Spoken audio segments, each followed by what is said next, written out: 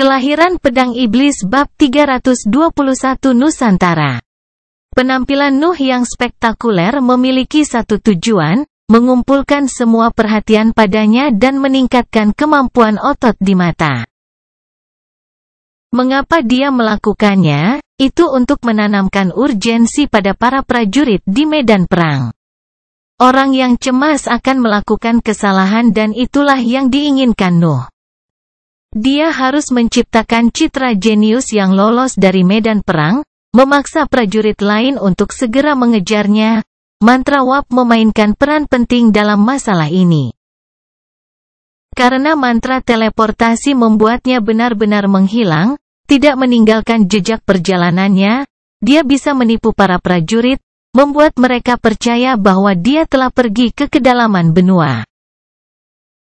Rencana Nuh berhasil. Para pembudidaya kekaisaran yang tersisa dengan cepat bergerak untuk mengejarnya.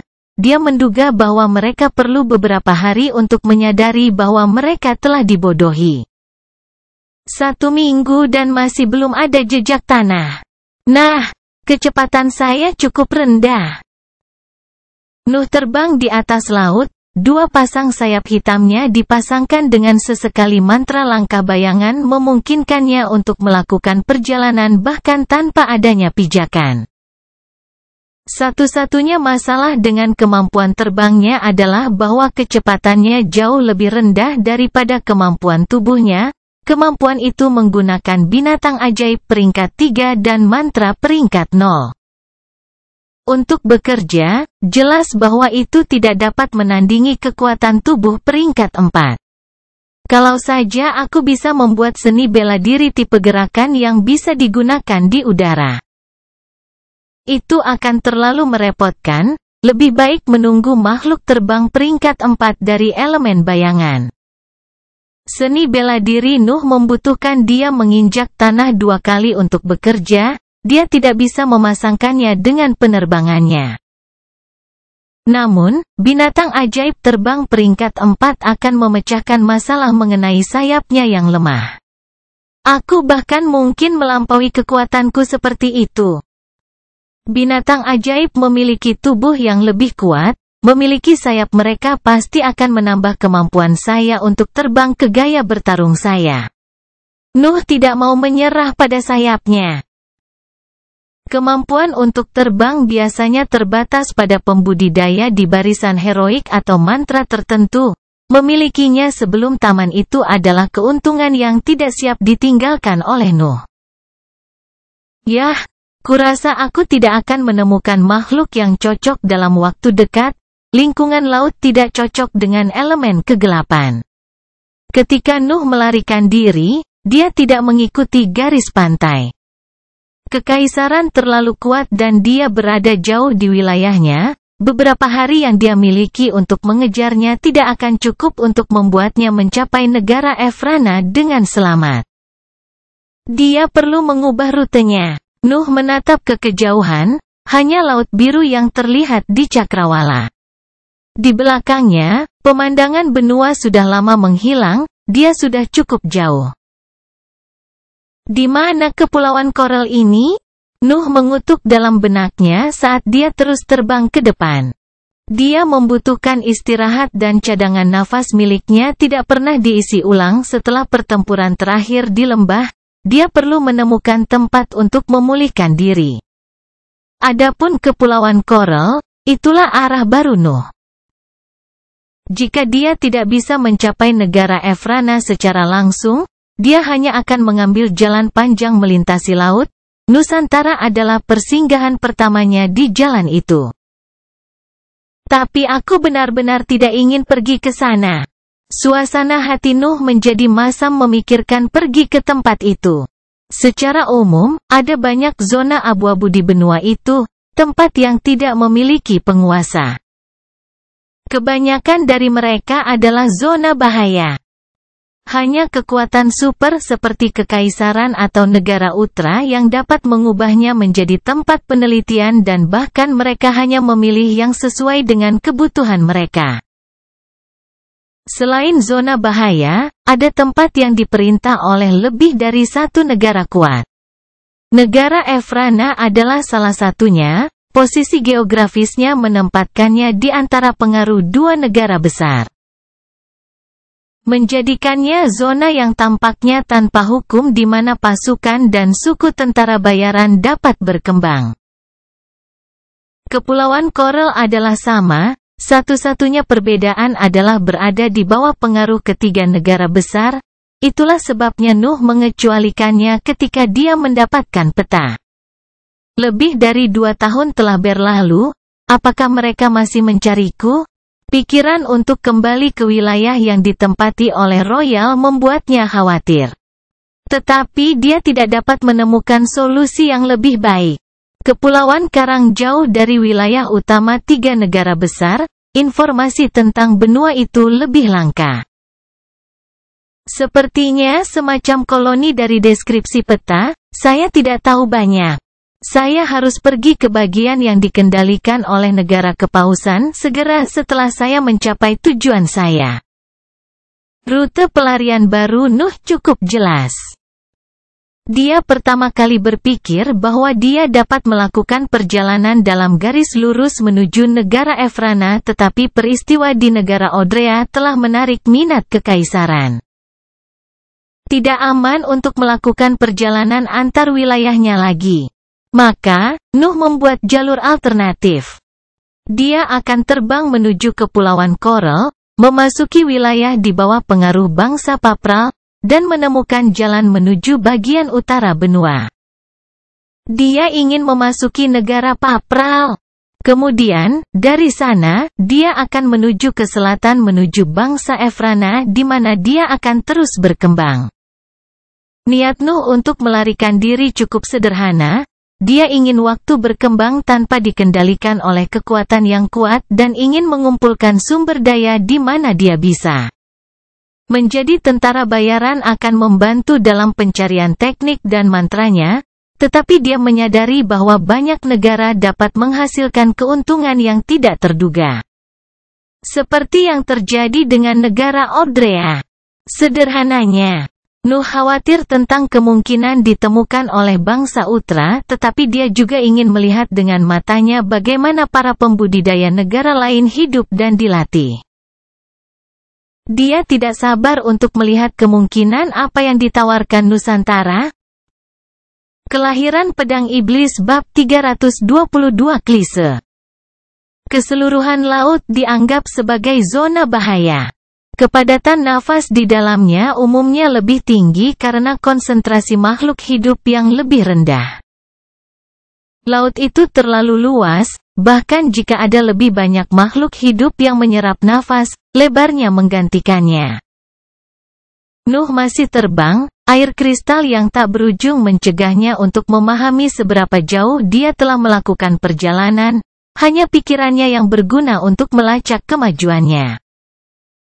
Lebih dari 1 bulan, tidak ada daratan yang terlihat.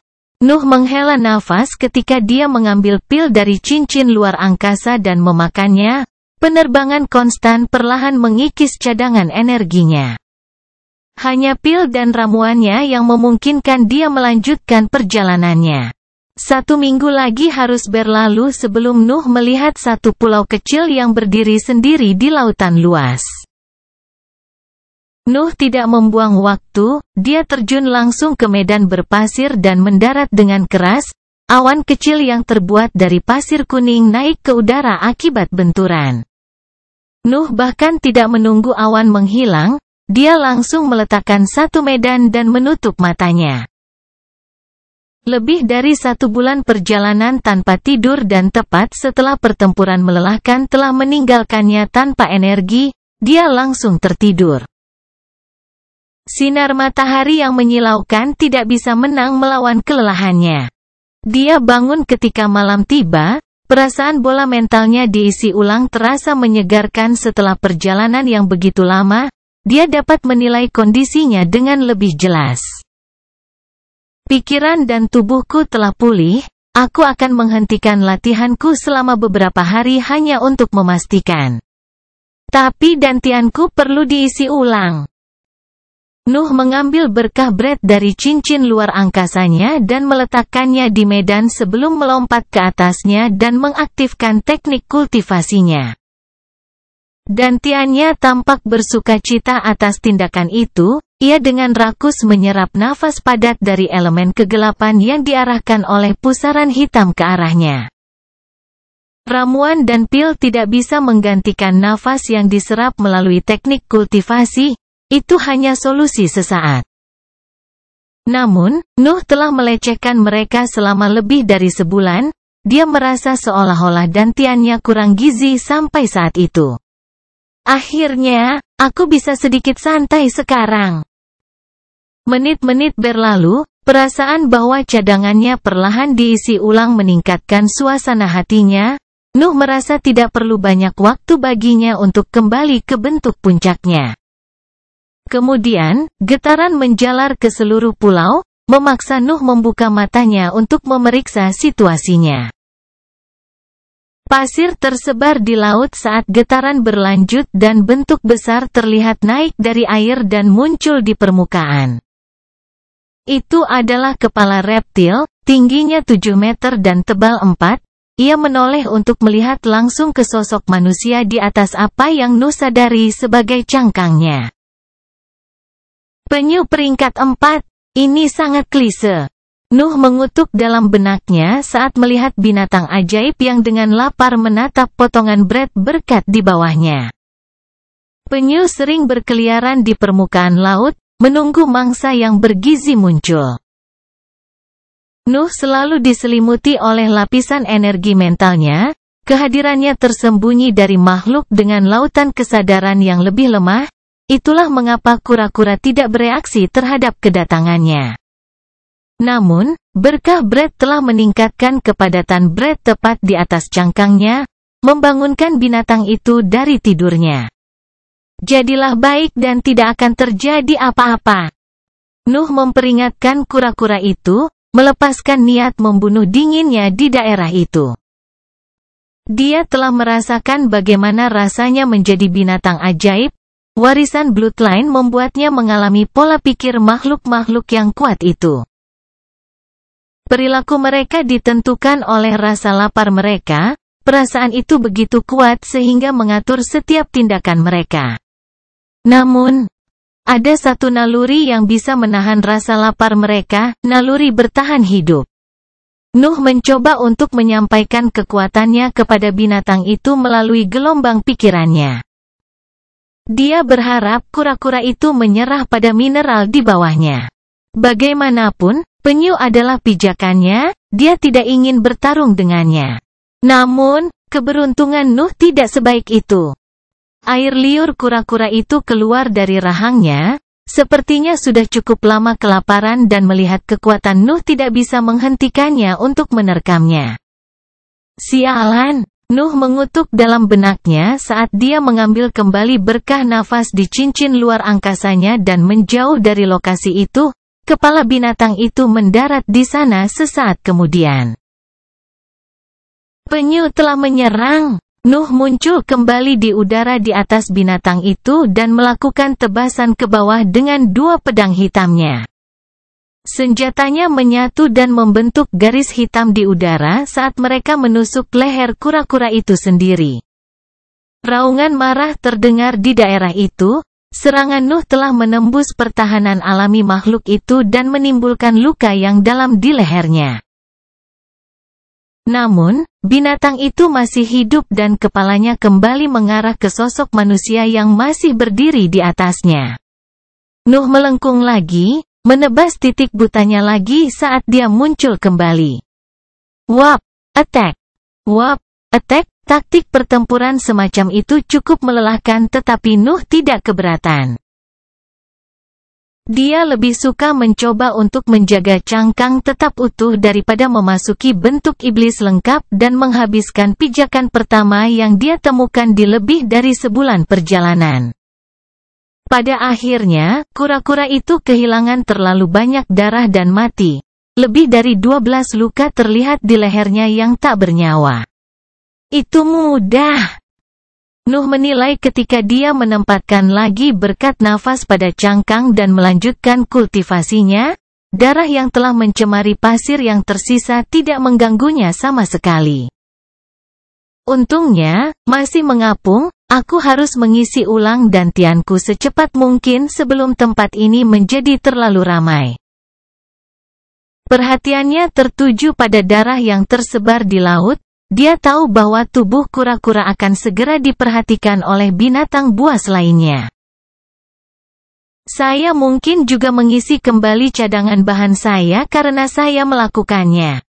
Kelahiran Pedang Iblis bab 323 Laut.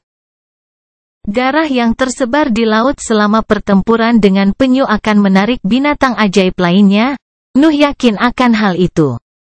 Sayang sekali mantra penguras darah hanya sampai peringkat kedua, membunuh monster peringkat 4 cukup mudah sekarang. Mantra penguras darah telah membantu Nuh dalam mempersingkat jumlah waktu yang dibutuhkan tubuhnya untuk mencapai peringkat ketiga. Dia menjunjung tinggi mekanisme di balik mantra tersebut. Mengubah darah musuh menjadi makanan untuk tubuhku sendiri, itu terdengar persis seperti binatang ajaib.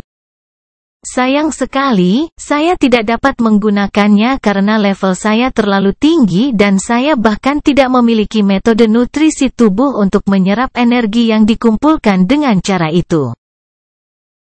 Tubuhin adalah metode penutrisi tubuh peringkat 4, itu telah membawa Nuh ke puncak tingkat yang lebih rendah dari peringkat keempat tetapi sekarang tidak dapat digunakan lagi. Tubuhin terbentuk, Nuh membutuhkan metode nutrisi yang lebih kuat jika ingin melanjutkan melatih tubuhnya. Ini bukan masalah saat ini, berada di peringkat keempat memberikan ruang yang cukup untuk pusat kekuatanku yang lain untuk tumbuh, itu belum menerapkan batasan apapun. Nuh memikirkan metode nutrisi sebelumnya, dia tahu bahwa mendapatkan sesuatu di peringkat kelima tidak akan mudah, membuat teknik dari ketiadaan sepertinya lebih bisa dilakukan. Lagi pula, siapa yang memegang metode dan teknik di peringkat kelima? Hanya pembangkit tenaga listrik terbesar dari setiap negara yang bisa berharap untuk melihat gulungan langka seperti itu. Juga, para pembudidaya dalam barisan heroik akan mulai melepaskan diri dari spesies manusia. Mereka akan menjadi entitas dengan individualitas mereka. Aku bahkan tidak tahu apakah itu layak dilatih dengan metode peringkat 5, menciptakan teknik yang cocok dengan diriku akan sempurna, tetapi Nuh tidak memiliki banyak pengalaman dalam melatih tubuh. Penempaan 7 neraka tidak membutuhkan Nuh untuk berkultivasi dan tubuhin telah merekonstruksi tubuhnya. Nuh tidak memiliki ide untuk meningkatkannya. Saya akan memikirkannya ketika keterbatasan kembali, dantian saya masih di peringkat kedua dan saya juga tidak memiliki teknik kultivasi peringkat 3. Membuat satu untuk itu seharusnya lebih mudah, saya sudah punya beberapa ide. Nuh rajin berkultivasi sampai saat itu, mengotomatiskan prosedur itu sebanyak yang dia bisa, wajar jika dia merasa lebih berpengalaman dalam teknik kultivasi.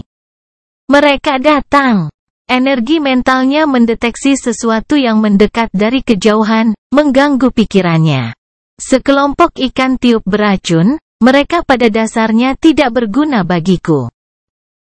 Nuh berdiri dari berkah Brett dan mengerahkan sayapnya untuk terbang menuju binatang ajaib yang masuk. Blowfish hanya berada di peringkat kedua atau ketiga, mereka yang pertama melihat mayat penyu dan mereka segera mulai berenang ke arahnya. Tubuh makhluk peringkat 4 memiliki jumlah nafas yang tak terbayangkan, itu adalah makanan yang tak tertahankan bagi binatang buas yang lemah itu. Namun, mereka tidak berguna bagi Nuh. Dia hanya membatasi dirinya untuk terbang ke arah kawanan itu dan meluncurkan beberapa tebasan angin kencang. Asap hitam melahap area laut tempat binatang buas itu berenang, mengalahkan gerombolan itu dalam beberapa saat. Binatang peringkat 3 hanyalah semut saat aku menggunakan mantra. Kesadaran itu membuat Nuh menghela nafas saat kembali ke cangkang untuk berkultivasi. Dia adalah penyihir peringkat 3 sekarang, kekuatan mantranya mematikan bahkan untuk makhluk peringkat 4, mereka yang berada di peringkat manusia tidak bisa berharap untuk bertahan hidup. Bahkan tidak ada setetes darah pun yang tersisa di area tempat dia menyerang, asap hitam itu bahkan telah menghabiskan air tempat ikan buntal berenang. Beberapa menit kemudian, sekawanan cacing laut raksasa tiba. Spesimen terkuat mereka berada di peringkat ketiga lagi sehingga Nuh menghancurkan seluruh paket tanpa meninggalkan jejak, dia tidak ingin daerah itu menjadi terlalu ramai. Akhirnya, sesuatu yang kuat. Sekitar 1 jam kemudian, sekawanan lumba-lumba Razorhead mendekati mayat penyu tersebut. Binatang buas itu berwarna putih dan memiliki sirip vertikal tajam yang tumbuh dari atas kepala mereka. Itu adalah bahan keras yang digunakan untuk menempa senjata elemen air. Juga, kelompok itu memiliki lumba-lumba peringkat 4 di depan. Nuh tidak membuang waktu, dia langsung terbang di udara dan meluncurkan serangkaian tebasan angin yang mengamuk. Kawanan itu segera dihancurkan, dengan hanya pemimpinnya yang selamat. Nuh hendak menyelam ke arahnya di laungnya yang menurun ketika binatang itu menyelam jauh ke dalam air, melarikan diri dari jangkauannya. Kurasa dia tidak terlalu lapar. Nuh menggelengkan kepalanya saat melihat itu dan kembali ke cangkang. Asap yang dikeluarkan oleh tebasan anginnya telah melukai makhluk peringkat 4, menyebarkan sebagian darahnya ke laut, menciptakan umpan yang lebih besar untuk binatang buas di laut. Dengan kecepatan seperti ini, aku mungkin mengisi ulang dantianku tanpa mengumpulkan materi apapun. Mungkin area ini tidak terlalu padat penduduknya. Lumba-lumba peringkat 4 telah melarikan diri karena menyadari perbedaan kekuatan antara dia dan Nuh. Rasa laparnya tidak terlalu mendesak sehingga dia dengan cerdas memutuskan untuk melarikan diri. Laut seperti yang dijelaskan di akademi, besar dan penuh dengan ancaman. Nuh menyimpulkan dalam benaknya. Kursus binatang ajaib di akademi telah mengajarinya perbedaan antara darat dan laut. Laut memiliki lebih banyak binatang ajaib tetapi juga sangat besar, makhluk terkuat berada di kedalamannya, diam-diam menyerap nafas dalam tidur mereka. Aku ingin tahu apakah ada sesuatu pada level ular albino tepat di bawahku. Aku juga masih harus mengungkap rahasia di balik kepadatan tinggi Brett di tebing Tuil Boya juga. Nuh memimpikannya saat dia bisa menerobos tebing itu dan membunuh ular raksasa yang hampir membunuhnya ketika dia masih belum memiliki dantian. Aku pasti akan mendengkur di atas mayatmu, ular terkutuk. Dia terpaksa menghentikan fantasinya karena energi mentalnya merasakan 3 makhluk peringkat 4 berenang dengan kecepatan tinggi ke arahnya. Kelahiran Pedang Iblis bab 324 pelaut. 3 hiu martil, semuanya di peringkat keempat, tanpa kelompok. Nuh menilai situasi dari posisinya di atas cangkang. Salah satunya tampak lebih kuat dari yang lain. Ini mungkin merepotkan. Nuh adalah penyihir peringkat 3 tetapi teknik dan mantranya tidak begitu efektif di lingkungan itu. Mantra mental tremor sangat berguna melawan pembudidaya tetapi binatang ajaib tidak memiliki lautan kesadaran, mantra itu bisa membuat mereka terhuyung-huyung. Bentuk iblis yang lengkap efektif tetapi terlalu kuat baginya untuk menggunakannya dengan aman di cangkang kura-kura, itu pasti akan merusak pijakannya saat dia bertarung. Dantianku sudah terisi setengahnya, aku tidak tahu apakah layak untuk bertarung kali ini. Nuh mengambil kembali berkat Brett dan menatap hiu yang masuk dengan ekspresi termenung. Apakah pemimpin di tingkat menengah? Hiu terkuat 2 meter lebih panjang dari dua binatang lainnya, tampaknya jauh lebih kuat dari mereka. Peringkat keempat juga memiliki tingkatan. Nuh hanya melawan binatang buas yang berada di tingkat yang lebih rendah saja dan tidak mengetahui kekuatan pertempuran yang sebenarnya dari yang lebih kuat. Saya akan senang untuk melawannya jika kita berada di lapangan, tetapi di sini rasanya bukan hal yang tepat untuk dilakukan.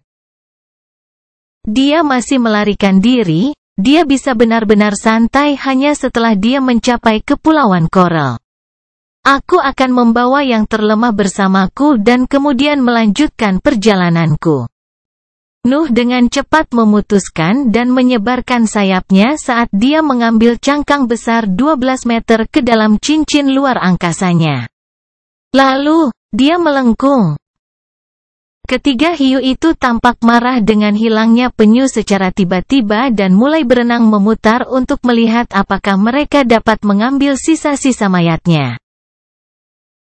Sesosok hitam muncul di atas mereka pada saat itu, dua pasang sayapnya ditambah dengan bentuk jahatnya menciptakan gambar iblis yang turun ke permukaan laut.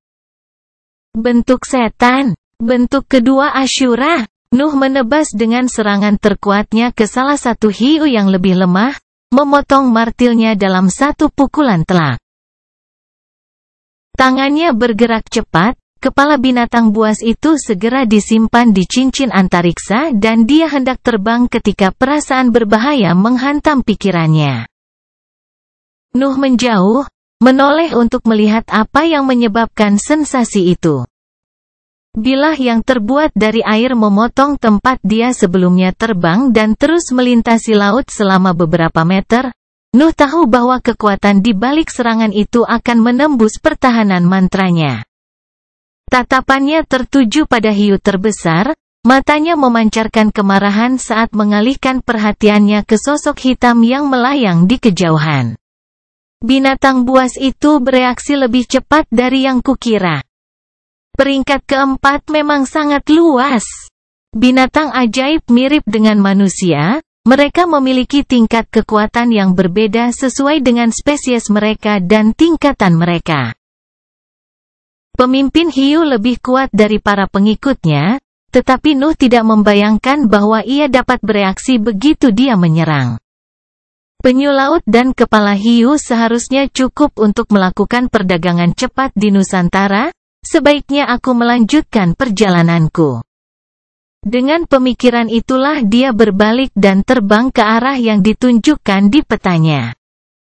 Di belakangnya, kedua hiu itu memperhatikan bahwa Nuh sedang pergi dan mulai memakan mayat rekan mereka yang tenggelam. 1 bulan lagi berlalu. Nuh telah terbang sepanjang waktu tanpa beristirahat. Namun, saat itu, situasinya tidak seburuk itu. Dia telah beristirahat di atas cangkang penyu dan pelariannya hanya menghabiskan sebagian kecil dari nafasnya. Kulitnya jauh lebih baik dari sebelumnya. Jejak kehidupan. Energi mentalnya merasakan suatu bentuk kehidupan di kejauhan. Itu adalah perubahan pertama dalam perjalanannya setelah dia meninggalkan cangkang kura-kura. Nuh dengan hati-hati mengubah arahnya dan terbang menuju makhluk hidup itu.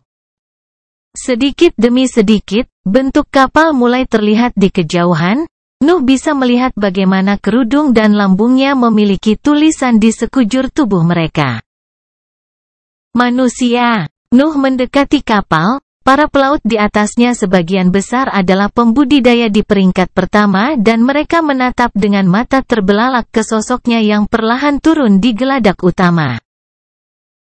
Apakah ada kapten? Nuh bertanya dengan suara nyaring. Sikapnya cukup sombong dan tegas dan auranya memancarkan sebagian dari sikap dinginnya. Siapa yang bertanya? Seorang lelaki gendut berambut hitam keriting keluar dari salah satu penginapan di bawah geladak. Dia bertelanjang dada dan memegang cangkir emas sambil berjalan di atas geladak. Nuh membungkuk sederhana sebelum mengangkat kepalanya untuk mengatakan beberapa kebohongan sederhana. Saya Zak, saya berasal dari Kekaisaran Sandal dan saya sedang dalam perjalanan untuk mengasah keterampilan saya. Saya ingin mencapai Kepulauan Coral dengan bantuan boneka saya, tetapi sepertinya saya kehilangan jejak jalan yang benar. Saya ingin tahu apakah Anda dapat membantu saya. Sikap Nuh terus terang dan mendominasi, seperti seorang prajurit kekaisaran. Menyamar sebagai orang lain tidak pernah menjadi masalah bagi Nuh, terutama setelah lama tinggal di negara Odrea. Kapalku akan kembali ke sana dalam 2 minggu, tapi pertama-tama kita harus menyelesaikan rute memancing kita. Juga, tidak ada yang tinggal gratis di kapalku. Aku mungkin memberimu kamar jika kamu membantu pelautku. Kapten itu tertawa ketika dia mengucapkan kata-kata itu, dia sepertinya tidak terlalu menghormati status palsunya. Apakah semuanya berbeda di sini? Mungkin masyarakat di sini telah berkembang dengan cara yang tidak saya sadari. Nuh mengambil beberapa ribu kredit dari cincin luar angkasanya dan menyerahkannya kepada kapten. Apakah ini cukup untuk masalahmu? Kapten memandangi kristal dengan mata terbelalak, cangkir di tangannya hampir jatuh ke lantai karena keheranannya. Ya, pasti tuanku. Perubahan sikap yang tiba-tiba itu tidak terduga. Nuh mau tidak mau berpikir bahwa dia telah salah menilai situasi keuangan para pelaut itu. Kelahiran Pedang Iblis bab 325 sarang. Kapten kapal bertulis dengan senang hati mengambil kredit dan menyambut Nuh di kamarnya. Sikapnya berubah drastis setelah Nuh membayarnya, dia menjadi lebih ramah dan dia berusaha sebaik mungkin untuk memenuhi kebutuhan Nuh. Sebuah meja kecil diisi dengan makanan dan anggur terbaik yang ditawarkan kapal. Nuh mendapati dirinya makan malam sendirian dengan kapten. Hanya beberapa pelayan yang ada di ruangan itu selain mereka berdua. Tentu saja, Nuh menggunakan kesempatan itu untuk mengumpulkan informasi sebanyak mungkin tentang Kepulauan Coral. Nama kaptennya adalah Cody, dia adalah mantan pembudidaya di bangsa Papral yang diasingkan di Nusantara karena beberapa kejahatan ringan. Menurutnya, situasi politik di Nusantara cukup jauh dari harapan Nuh.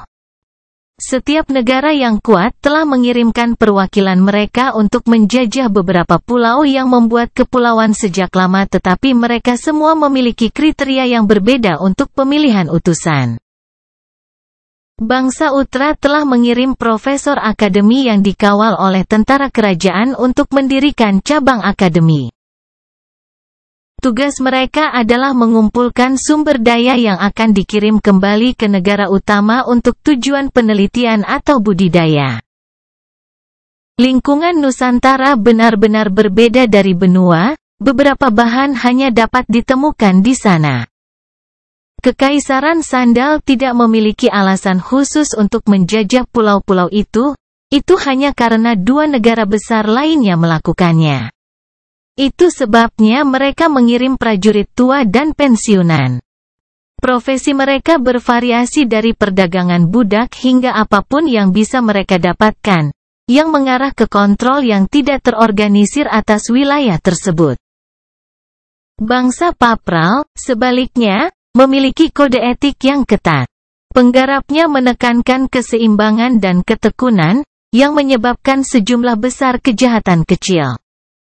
Sederhananya, negara Papral menggunakan Kepulauan Coral sebagai penjara tanpa jeruji, itu hanya akan mengirim pembudidaya yang merepotkan ke sana dan membiarkan mereka. Namun, itu adalah situasi di masa lalu. Waktu telah berlalu sejak Nusantara dijajah dan faksi-faksi yang berbeda perlahan-lahan bergabung membentuk situasi politik yang lebih seragam. Mau bagaimana lagi, setiap manusia memiliki ambisinya masing-masing, berada jauh dari daratan memberi mereka banyak kebebasan. Sedikit demi sedikit, warga Nusantara mulai merasa sebagai negara merdeka, memaksa para penguasa di benua itu untuk memberlakukan kontrol yang lebih ketat terhadap utusannya. Masing-masing dari 3 negara besar mengirim beberapa perwakilan terpercaya untuk mengambil kendali faksi masing-masing, memulihkan penghalang antar negara. Namun, begitu sebuah ide dibuat, hampir tidak mungkin untuk menghancurkannya. Bisikan tentang kemerdekaan masih bergema di pulau-pulau itu, desas-desus berbicara tentang organisasi bawah tanah yang diam-diam mengganggu kekuatan yang dikirim oleh benua. Apa nama organisasi ini? Noah menjadi sangat tertarik setelah percakapan dengan Cody mencapai titik itu. Nuh adalah penjahat di negara Utra, Royals memiliki profil kekuatannya yang lengkap. Juga, dia dicari di Kekaisaran, meskipun tidak mengetahui fitur wajahnya, dia masih tahu kemampuannya. Awalnya saya berpikir bahwa saya akan bergabung dengan beberapa organisasi kecil yang dikendalikan oleh negara papral. Namun, antara negara besar lain dan masyarakat bawah tanah, saya jelas lebih suka yang terakhir. Nuh tahu dirinya sendiri, ada kemungkinan besar dia akan menjadi musuh bangsa papral juga jika dia terlalu dekat dengannya. Namun, organisasi bawah tanah sangat cocok untuk rencananya. Anggotanya harus terus-menerus bersembunyi dari kekuatan yang berkuasa, artinya saya bisa merahasiakan seperti yang saya inginkan. Juga, mungkin ada cara untuk menyelundupkan orang kembali ke benua tanpa menyiagakan negara-negara besar. Nuh tidak melupakan tujuannya. Dia perlu mencapai negara di mana dia dapat mengumpulkan sumber daya dan berkembang. Bangsa Efrana adalah pilihan terbaik menurut informasi yang dia miliki. Namun, dia tidak begitu delusi untuk berpikir bahwa dia bisa terbang ke negara papral dan kemudian berjalan ke Efrana. Peristiwa di negara Odrea telah dengan jelas membuktikan bahwa hal itu mustahil. Itu sebabnya dia memutuskan untuk bergabung dengan suatu organisasi yang dapat membawanya kembali ke benua saat dia masih terbang di atas laut. Namun, menyadari bahwa ada perkumpulan rahasia telah membuka jalan yang lebih cocok baginya. Tuanku, saya hanya seorang pelaut sederhana. Bagaimana saya tahu hal-hal yang berkaitan dengan kekuatan yang kuat itu? Cody tidak menjawab pertanyaannya, dia menurunkan pandangannya pada cangkir emas penuh anggur dan mulai makan lagi. Itu bohong, Nuh yakin akan fakta itu. Dia pernah tinggal di tempat yang memiliki organisasi rahasia, warga di sana hanya menyebut mereka geng. Dia tahu bahwa nama geng-geng itu terkenal di benak warga biasa, sebuah nama bisa menimbulkan lebih banyak ketakutan, itu menciptakan ancaman nyata. Nuh menunjukkan ketidaksenangan, dia diam-diam menyesap dari cangkirnya, menatap pria gendut di depannya. Sedikit demi sedikit, dia semakin menunjukkan auranya, tempat tinggal Cody semakin dingin seiring berjalannya waktu. Cody adalah pembudidaya peringkat 2 di tahap gas dengan tubuh peringkat 4, dia tidak lemah untuk tingkat rata-rata pembudidaya di peringkat manusia. Namun, di depan lautan kesadaran peringkat 3 Nuh, dia hanya bisa menundukkan kepalanya, wajahnya mulai mengeluarkan tetesan keringat dingin yang jatuh di piring di bawahnya. Setelah beberapa menit, Cody tidak bisa menahan kesunyian lagi dan menghela nafas sambil meletakkan peralatan makannya. Tuanku, Anda harus berjanji bahwa Anda tidak akan pernah mengatakan bahwa saya telah mengungkapkan informasi ini kepada Anda. Cody tampak sangat serius ketika dia mengucapkan kata-kata itu. Nuh sedikit terkejut dengan itu. Itu hanya nama, kenapa dia begitu khawatir? Pikiran itu tidak menghalanginya untuk mengangguk pada Cody untuk menerima kondisinya. Cody menundukkan kepalanya dan menggunakan satu tangan untuk mencegah suara kata-katanya menyebar di ruangan sebelum akhirnya dia membisikkan sebuah nama. Organisasi itu disebut HIV.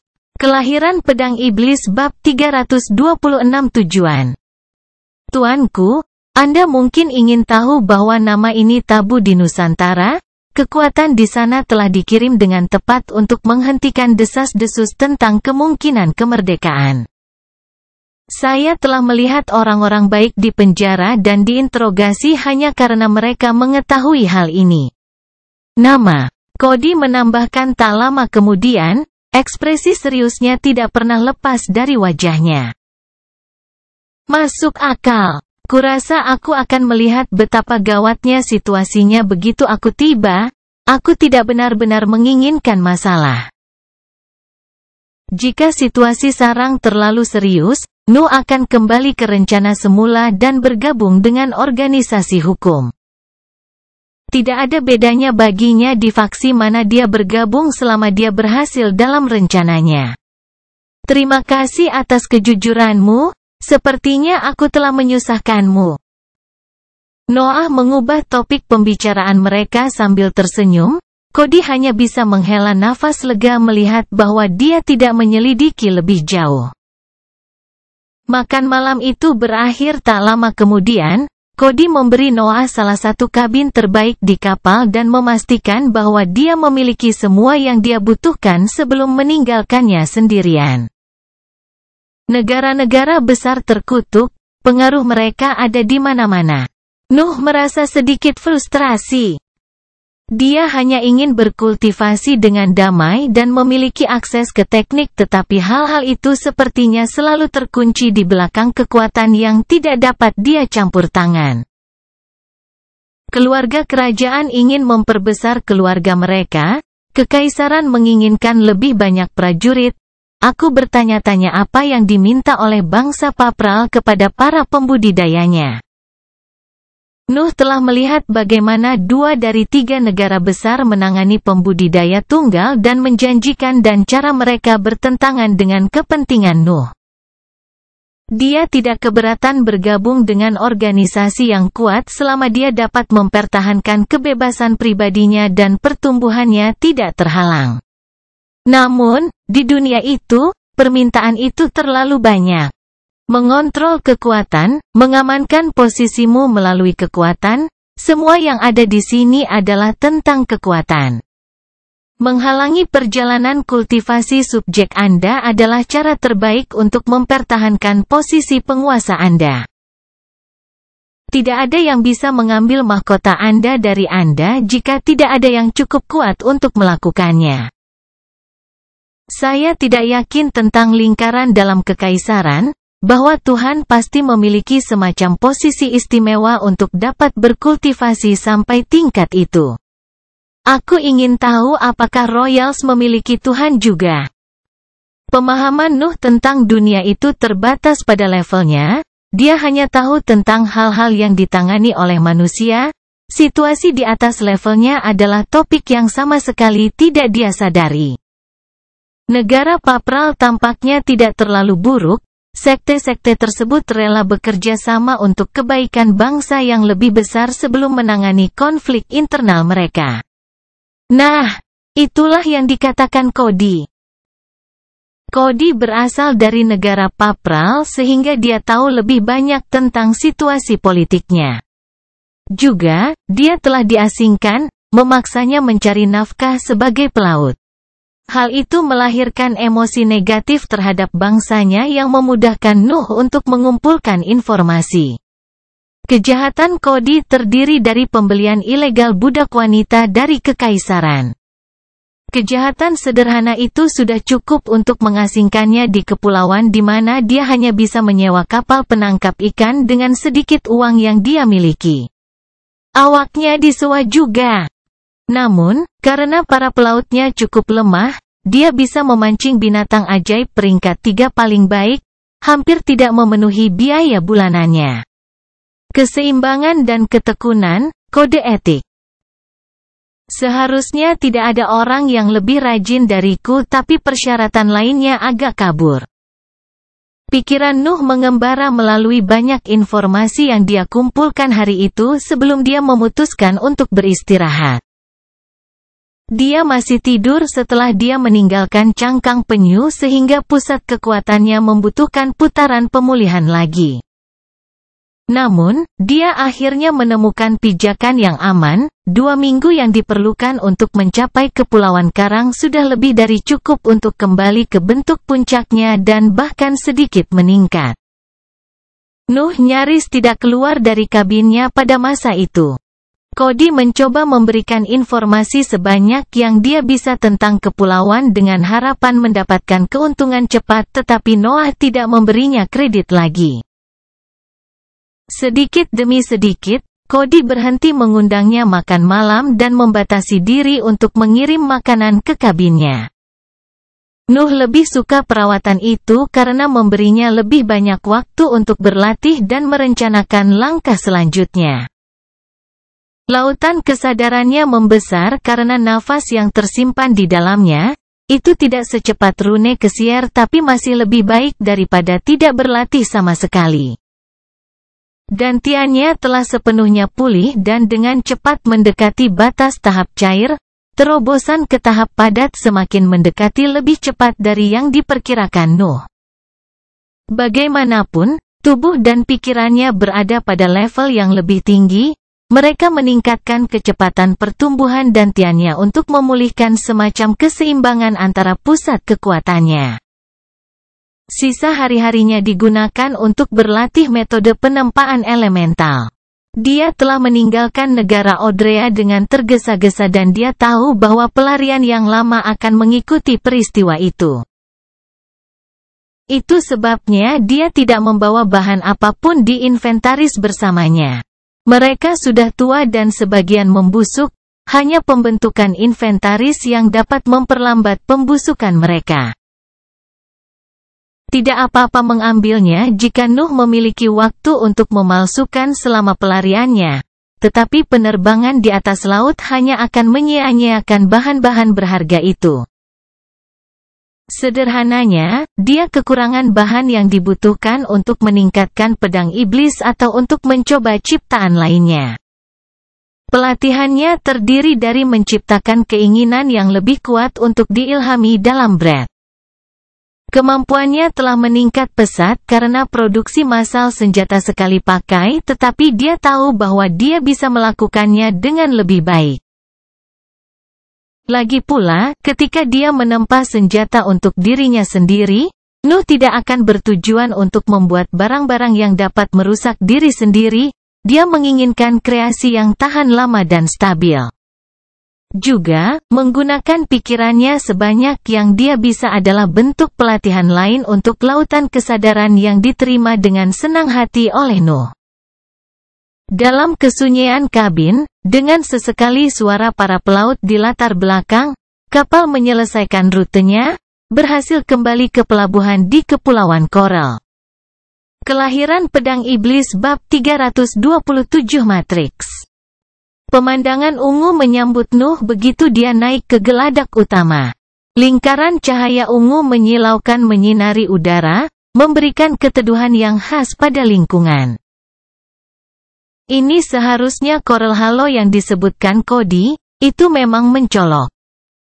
Kepulauan ini terbentuk di atas kerangka luar dari sekawanan binatang ajaib yang sangat besar, karang ungu, yang secara alami menciptakan cangkang ungu yang kokoh sebagai bentuk perlindungan.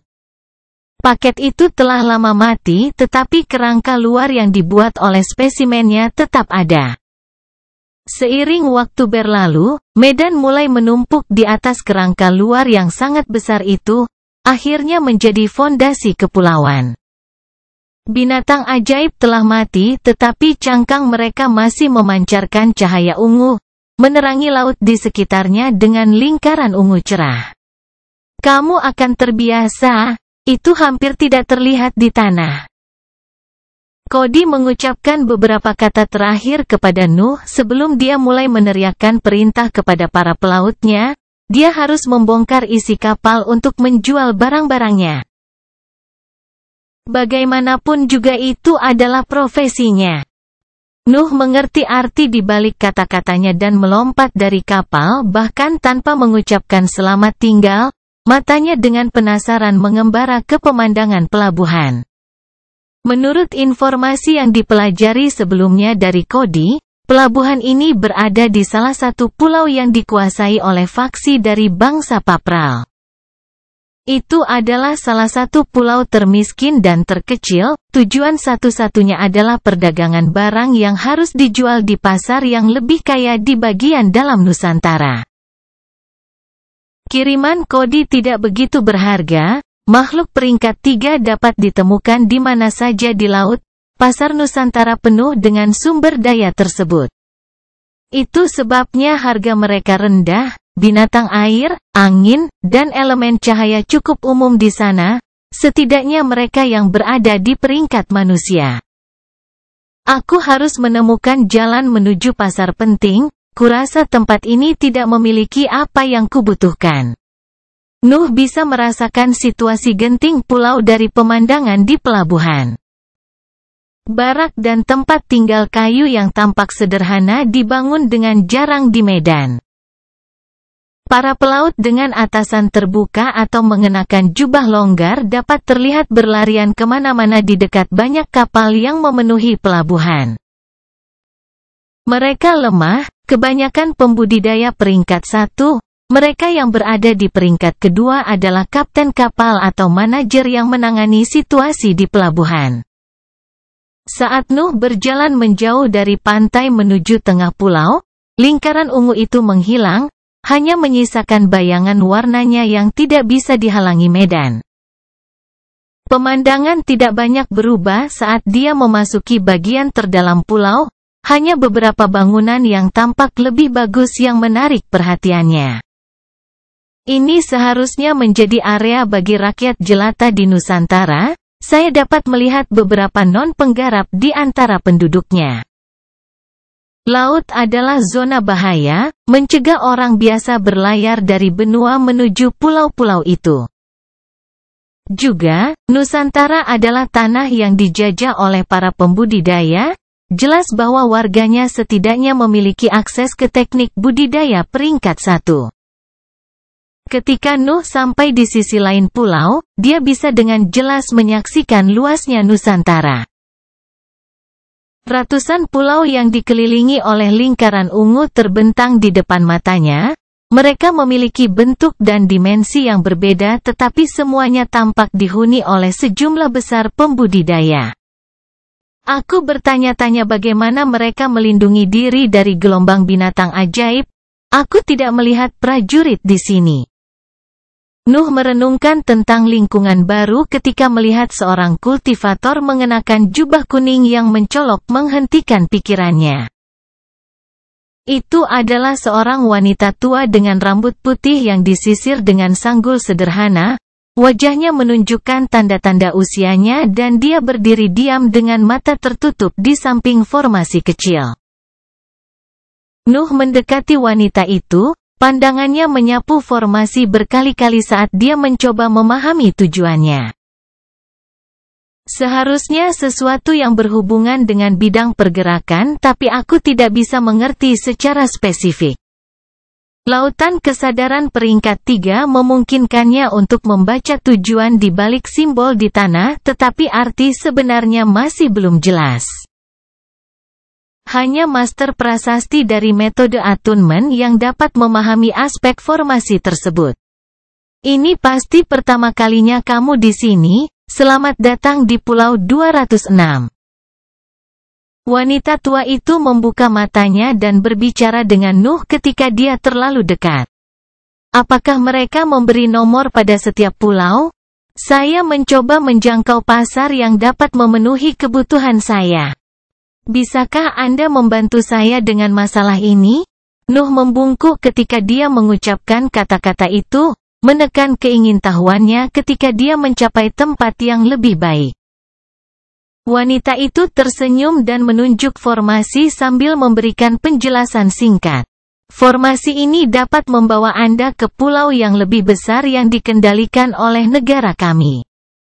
Saya sarankan Anda mengambil matriks teleportasi ini untuk Pulau 170 di mana Anda dapat menemukan formasi lain untuk pasar di Pulau 132. Ini mungkin tampak membingungkan pada awalnya tetapi jaringan transportasi kami dicemburui bahkan oleh benua. Anda hanya harus terbiasa dengannya. Nuh mengangguk dan mengalihkan pandangannya ke salah satu pulau di kejauhan. Hanya ada beberapa kilometer air di antara keduanya, terbang ke sana tidak akan sulit. Apa yang mencegah saya berenang untuk melakukan perjalanan melalui pulau-pulau? Wanita itu sepertinya tidak terganggu dengan pertanyaan Noah. Dia sepertinya sudah terbiasa menjawab keraguan para pendatang baru. Karang ungu adalah bahan berharga yang tidak dapat ditemukan di benua dan juga merupakan pencegah alami terhadap serangan binatang ajaib. Banyak pembudidaya telah mencoba membawa sepotong karang kembali ke benua di masa lalu sehingga pihak berwenang di sini telah bersama-sama memutuskan untuk melarang melintasi laut. Anda dapat berpindah antar pulau hanya melalui matriks teleportasi dari berbagai faksi. Kelahiran Pedang Iblis bab 328 tetap dengan warna kuning. Tampaknya mahal. Nuh mengangguk pada kata-kata wanita itu dan mengalihkan pandangannya kembali ke formasi. Teleportasi tidak murah, mantra Wap menghabiskan banyak breadnya, jadi Noah menduga bahwa diperlukan jumlah yang layak untuk menggunakan layanan itu. Berapa biaya untuk mengambil rute yang Anda sarankan?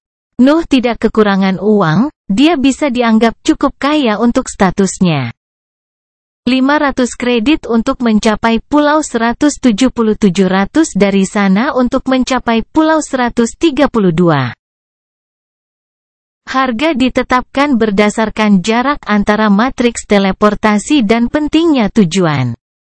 Itu tidak seburuk yang saya kira. Saya kira mereka masih ingin memberi kesempatan kepada orang-orang di pulau-pulau yang lebih miskin. Harga yang ditetapkan pada matriks merupakan hambatan yang jelas bagi warga Nusantara. Yang termiskin akan memutuskan untuk tetap tinggal di pulau-pulau pinggiran dan terus bekerja di sana alih-alih pindah ke bagian dalam, mencari pekerjaan yang lebih baik. Nuh sudah bisa menebak bahwa ada hubungan antara pulau-pulau yang lebih kaya dan tingkat penghuninya. Saya bertanya-tanya berapa banyak yang mereka peroleh dengan sistem ini. Organisasi di belakang matriks harus kaya raya. Memiliki monopoli atas layanan dasar selalu sangat menguntungkan. Nuh mulai memahami alasan di balik jubah kuning mencolok wanita itu. Aku akan mengambil rute yang kamu sarankan. Nuh menyerahkan 500 kredit padanya dan menginjak formasi, dengan tenang menunggunya untuk menyalakannya. Wanita itu menyimpan 300 kredit di cincin luar angkasanya dan menempatkan 200 sisanya di perbatasan formasi. Simbol dan garis di tanah menyala segera setelah kristal menyentuh batasnya dan mulai menyelimuti Nuh dalam cahaya putih lembut. 170. Wanita itu berbicara pada formasi, mengaktifkannya sepenuhnya saat tujuan ditetapkan.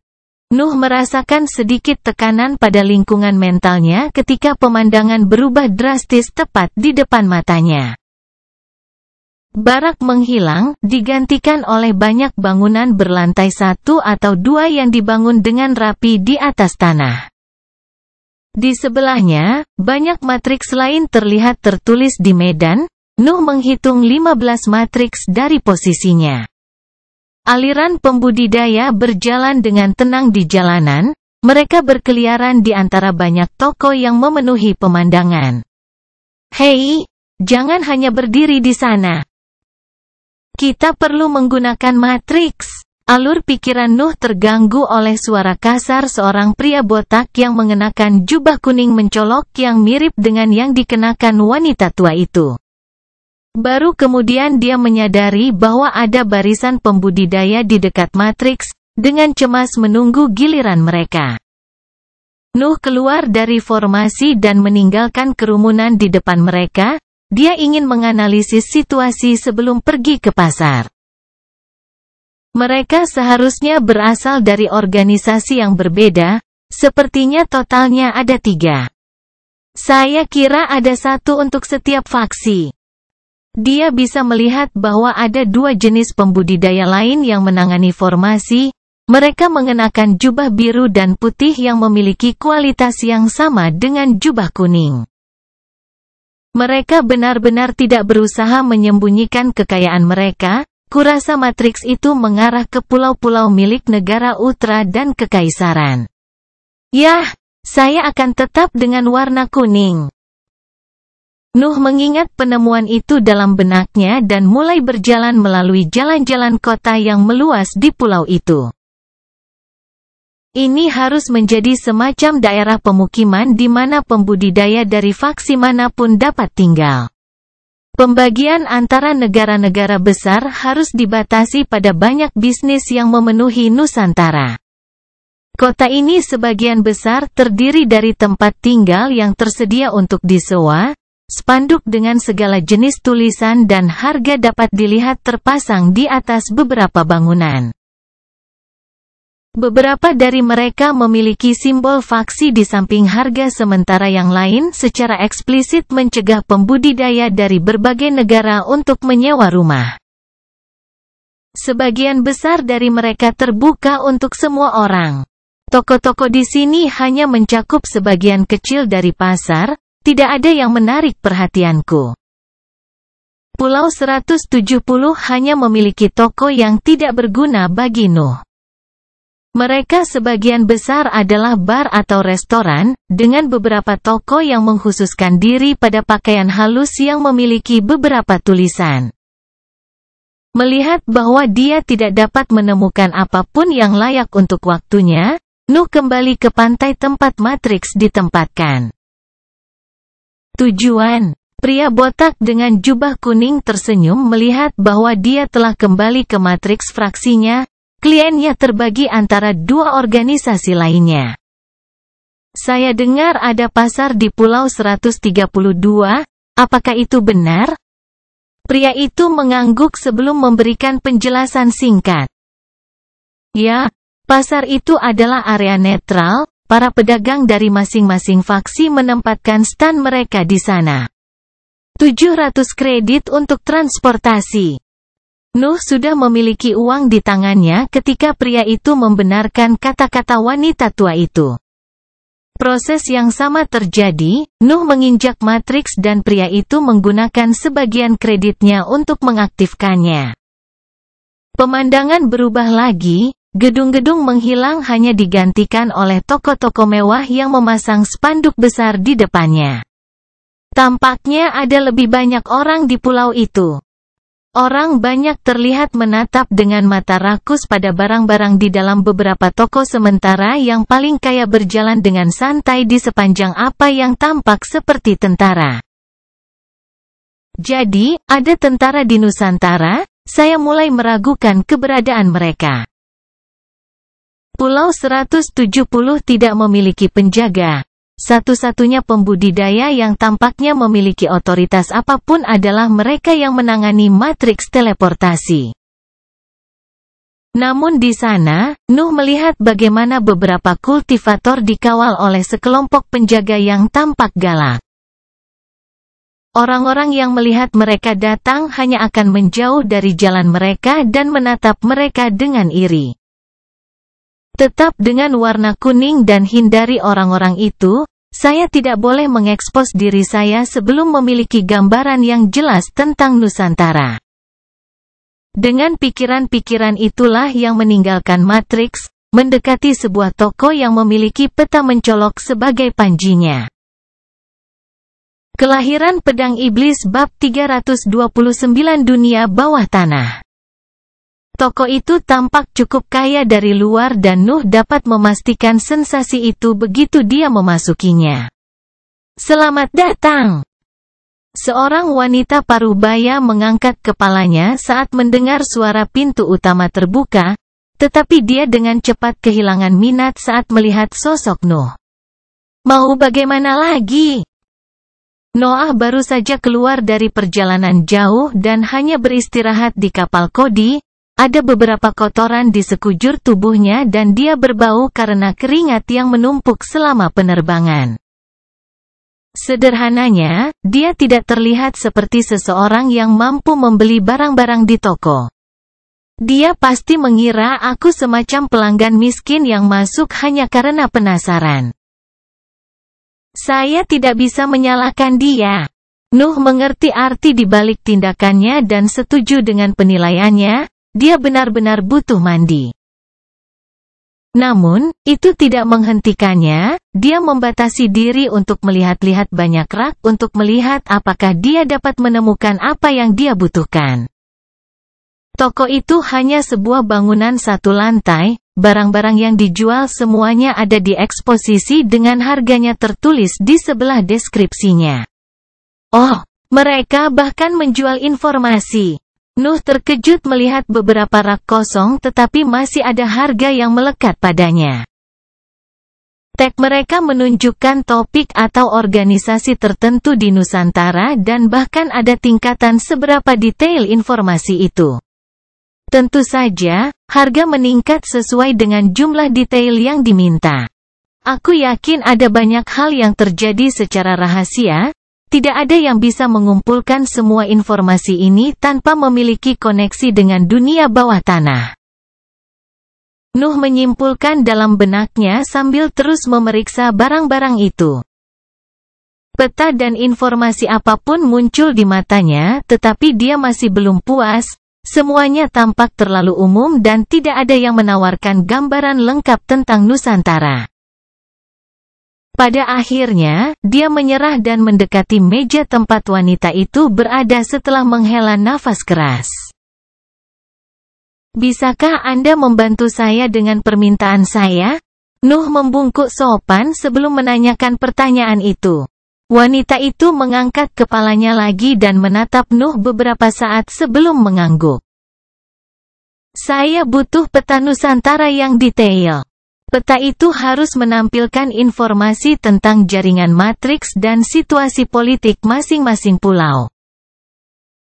Akan lebih sempurna jika juga menggambarkan peran masing-masing pulau. Nuh dengan santai mengucapkan kata-kata itu tetapi wanita itu membuka matanya karena terkejut. Terlepas dari intel tentang organisasi, peta adalah bisnis utama toko dan Noah pada dasarnya meminta produk terbaik mereka. Aku tidak tahu apakah kamu mampu membeli sesuatu seperti itu. Wanita itu tidak langsung menolaknya tetapi dia dengan sopan mempertanyakan situasi keuangan Noah. Sebutkan harganya. Nuh tidak keberatan, dia hanya membalasnya dengan sikap menyendiri yang biasa. 15.000 kredit. Nuh melambaikan tangannya dan jumlah itu muncul di meja tepat di atas spray yang sedang dia baca. Pemandangan tumpukan kristal itu mengejutkan wanita yang langsung berdiri dan membungkuk ke arah Noah.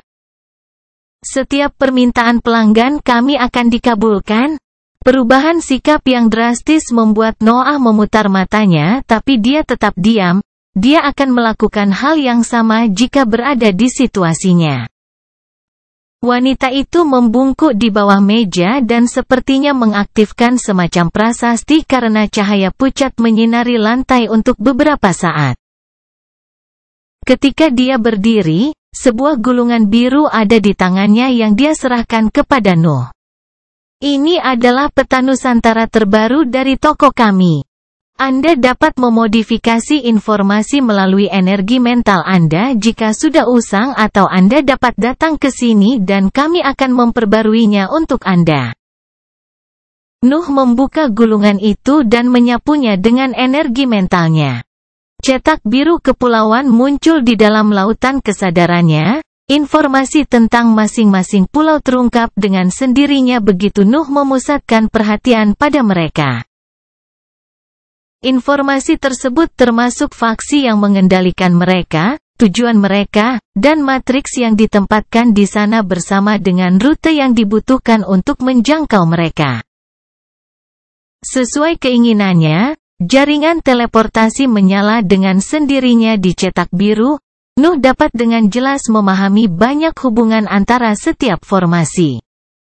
Apakah itu memuaskanmu? Wanita itu bertanya ketika dia melihat Nuh menutup gulungan itu untuk menyimpannya di cincin luar angkasanya. Ya, tapi aku ingin tahu apakah kamu bisa melakukan sesuatu yang lain untukku. Wanita itu tersenyum mendengar kata-katanya sebelum tercengang oleh penurunan suhu toko yang tiba-tiba.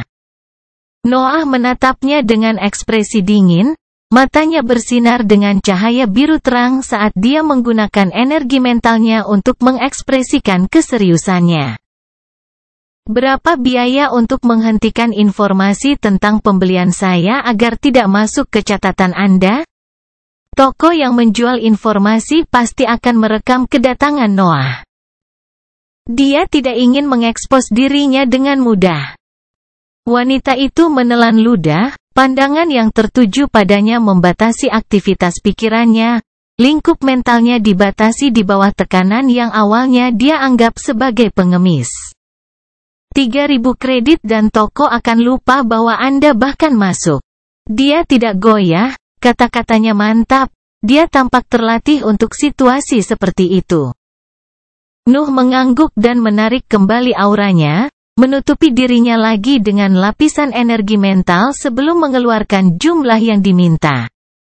Wanita itu mengambil uang itu dan tersenyum.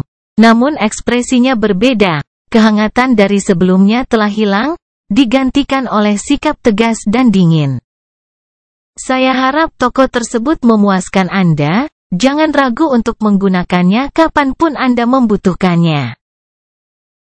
Nuh menatap wanita itu untuk terakhir kalinya sebelum meninggalkan gedung, pikirannya memutar ulang kejadian di toko saat dia bergerak menuju Matrix. Dia dilatih untuk menangani masalah dunia bawah tanah. Sepertinya saya salah menilai situasi Nusantara, saya tidak heran jika semua toko memiliki koneksi dengan HIV. Benua telah mengirim perwakilan setelah situasi di pulau-pulau menjadi tidak terkendali. Yang berarti bahwa sebagian besar penduduk sebelumnya semuanya sudah bersedia untuk merdeka. Saya tidak tahu apakah saya bisa menggunakan ini untuk keuntungan saya. Kelahiran Pedang Iblis Bab 330 Sekte Sungai yang Mengalir. Nuh mengambil matriks yang mengarah ke salah satu pulau pemukiman milik bangsa Papral. Peta yang dibeli di toko sangat detail, Nuh hanya perlu berpikir dan pulau-pulau dicetak biru di dalam pikirannya yang memenuhi kebutuhannya akan menerangi diri mereka sendiri. Butuh waktu kurang dari sekejap baginya untuk memilih pulau dan memutuskan rute, harga teleportasi sesuai dengan yang ditunjukkan oleh peta yang membuat Nuh semakin puas dengan pembeliannya. Adapun mengapa dia meninggalkan area pasar tanpa memeriksa toko lain, itu karena sikap wanita itu telah meningkatkan kewaspadaannya terhadap Nusantara. Aku tidak tahu berapa banyak kepulauan yang dikendalikan HIV tapi rasanya perwakilan benua tidak membuat banyak kemajuan dalam menekannya. Aku tidak bisa bergerak bebas jika aku tidak percaya pada kekuatan saya. Berkeliaran di wilayah yang tidak diketahui adalah sesuatu yang telah dilakukan Nuh berkali-kali. Namun, dia belum pernah berada di tempat di mana situasi politik begitu kabur. Mengapa tidak ada tentara yang berpatroli di pulau-pulau? Apa peran sebenarnya dari perwakilan benua? Apa peran HIV? Seberapa besar kendali yang dimilikinya terhadap banyak organisasi? Keraguan memenuhi pikiran Nuh, terlalu banyak pertanyaan yang tidak bisa dia jawab. Karena saya tidak dapat menemukan jawaban, saya hanya akan fokus pada peningkatan kekuatan saya sebelum bergerak. Itulah solusi Nuh. Dantiannya sudah mendekati tahap yang solid, tidak perlu banyak terobosan untuk tiba. Berada di tahap yang solid akan menempatkan Nuh di puncak peringkat kedua, membuatnya hampir tidak terkalahkan oleh pembudidaya peringkat 2 lainnya berkat lautan kesadaran peringkat 3 miliknya. Nuh meninggalkan formasi begitu pemandangan berubah, banyak gedung tinggi adalah tanda tempat yang dibangun untuk tujuan tempat tinggal. Dia buru-buru melintasi jalan-jalan kota. Pulau ini lebih kecil dari Pulau 132, memiliki lebih sedikit bangunan tetapi memiliki kamar yang lebih baik. Sebuah spanduk kemudian menarik perhatiannya. 300 kredit per minggu, terbuka untuk semua orang, kepadatan rata-rata untuk pembudidaya peringkat 2. Yang ini bisa. Nuh mengetuk pintu utama gedung dan seorang pria paruh-baya yang mengenakan pakaian mewah menyambutnya. Mereka dengan cepat menemukan kesepakatan. Nuh hanya menyerahkan 3.000 kredit kepadanya dan pergi ke kamarnya. Kepadatan Brad cukup rendah untuk kebutuhannya, tetapi berkat Brad yang disimpan di space ring-nya menggantikannya. Ini terlalu berguna, aku bertaruh royals akan batuk darah jika mereka tahu bahwa kultivasiku berjalan lancar berkat mereka. Nuh tidak bisa menahan senyum ketika dia merasakan kepadatan nafas di dalam ruangan meningkat segera setelah mineralnya diletakkan di lantai. Penggarap memiliki dua kendala besar dalam mengejar kekuasaan, teknik dan sumber daya. Teknik adalah persyaratan dasar untuk mengolah tetapi kecepatan pelatihan ditentukan oleh sumber daya yang Anda miliki. Jika Nuh tidak memiliki berkah nafas bersamanya, kemajuannya akan jauh lebih lambat. Lingkungan normal hanya dapat memuaskan para pembudidaya peringkat 1. Aku bertanya-tanya kapan batu ini akan menjadi tidak berguna bagiku. Saya seharusnya masih baik-baik saja selama tahap solid, tetapi saya tidak tahu tentang peringkat ketiga. Yah. Saya masih belum memiliki teknik kultivasi untuk itu jadi tidak ada gunanya khawatir sekarang. Nuh menekan pikirannya dan menutup matanya untuk fokus pada kultivasinya. Dia telah merencanakan untuk meninggalkan ruangan hanya setelah dantiannya masuk dan menstabilkan dirinya di panggung yang kokoh. 2 bulan berlalu dengan cepat. Nuh terbiasa berlatih dengan rajin sehingga dia tidak pernah merasa perlu keluar dari kamarnya selama periode itu. Tubuh dan pikirannya berada di peringkat yang lebih tinggi sehingga dantiannya meningkat dengan cepat.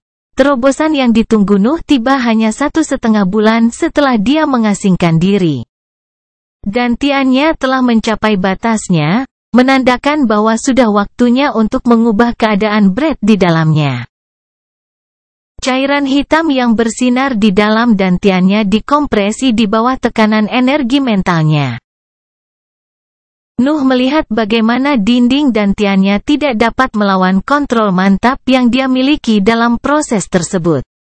Hanya dalam beberapa jam, keseluruhan Brad cair berubah menjadi kristal hitam kecil. Nuh dengan mudah memasuki tahap padat. Tahap terakhir dari peringkat kedua. 2 minggu lainnya dihabiskan untuk memperbesar cadangan Brad padatnya. Berkat Brad mulai berjuang untuk memberikan kepadatan yang diperlukan, tetapi Nuh tidak memiliki solusi yang lebih baik pada saat itu. Dia hanya senang dia bisa mengolah dengan kecepatan yang layak. Dia masih punya waktu 2 minggu lagi sebelum masa sewanya habis, tetapi dia belum memutuskan apa yang harus dilakukan di kepulauan itu. Nuh menemukan dirinya berkali-kali memeriksa peta kepulauan, mencari peluang yang cocok untuknya. Namun, bulan-bulan yang dihabiskan dalam pengasingan telah membuat sebagian besar peristiwa yang dijelaskan di peta menjadi usang. Sepertinya aku harus kembali ke toko. Nuh meninggalkan ruangan dan menggunakan matriks yang diperlukan untuk kembali ke Pulau 132. Sekarang aku memikirkannya, toko ini bahkan tidak memiliki nama. Tidak heran tempat ini sangat teduh. Wanita yang sama dari terakhir kali menyapanya dengan senyum lebar. Tempat itu kembali kosong sehingga dia bisa berbicara dengan bebas. 500 kredit lainnya dikeluarkan untuk memperbarui peta. Nuh berpikir bahwa keuangannya menyusut jauh lebih cepat dari yang dia rencanakan. Namun, pembelian itu tidak sia-sia. Peristiwa yang menarik perhatiannya muncul di salah satu pulau yang dikuasai bangsa Papral. Tes masuk sekte Sungai Mengalir, 2 hari dari sekarang di Pulau 86.